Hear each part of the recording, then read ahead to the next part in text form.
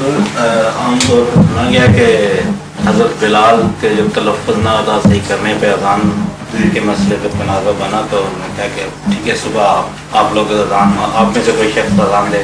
کہاں تنازع بنا؟ یعنی واقعہ کی روز کے یہ ہے کہ کیا کہ صحابی جو تھے انہوں نے حضور پاک سے شکایت کی کہ ان کا تلفظ درست نہیں ہے، تو اذان جو ہے وہ یہ درست نہیں دیتے.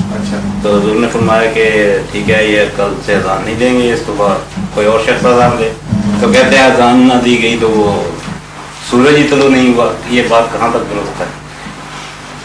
آپ مان رہے ہیں ان باتوں کو؟ نہیں، یہ نہیں مانتے. اس کے سوال کی حقیقت یعنی سچائی اسے ضرور مانگے. یہ بالکل جھوٹا قصہ ہے. بالکل یہ عموماً جو قوال لوگ قرآن کریم کہتا ہے کہ ہم سورج اور زمین کی رفتاروں کو ہم نے مقرر کیا ہے، اور قیامت تک جب تک جو خدا نے وقت مقرر رکھا ہے ان کے اندر ایک ذرہ بھی فرق نہیں پڑ سکتا.